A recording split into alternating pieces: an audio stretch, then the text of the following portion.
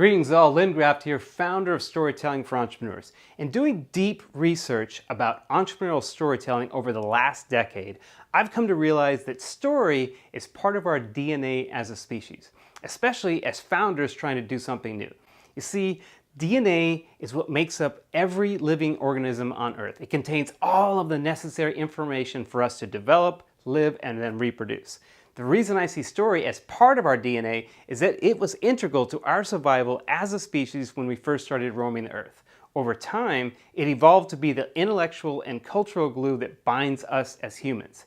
And it has become this emotional bridge builder that enables entrepreneurs to connect with audiences so we can get the assets we need to launch and grow our startups. Here's why. For the last 20,000 years, we have been sharing stories.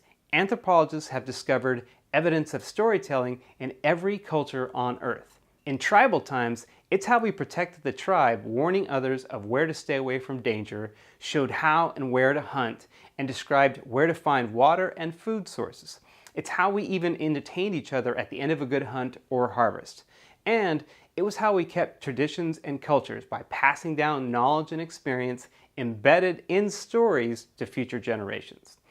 Even today, in modern society, we too have been bred, groomed, and nurtured to listen to and learn through stories. From the time you were conceived in the womb to when you could run around the neighborhood, stories are one of the first things that we hear from our parents and loved ones, and one of the constants we are exposed through every stage of development as children.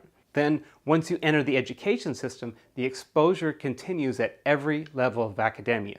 From preschool to grade school, you are told stories about Cinderella and the Three Pigs to The Great Gatsby and Romeo and Juliet.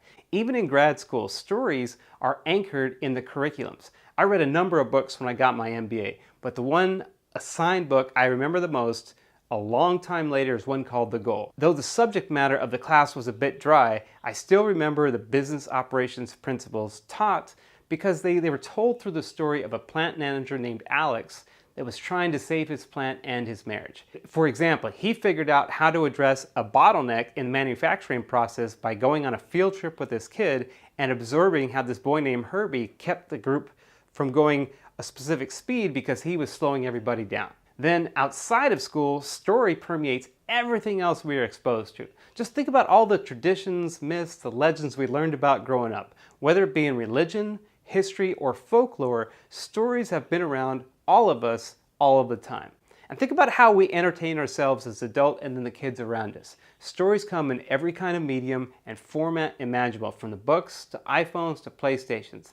It's why we love superheroes, why we fear giants, and how we know the little engine that could. We are social creatures, and stories are part of what has enabled us to exist and depend on one another. What started out as a primal form of communication has evolved into a modern way for us to connect with societies, traditions, and cultures. It's part of who we are. It shapes what we believe and what the world around us believes. And it's a fundamental tool we can use in business to relate to and connect with audiences.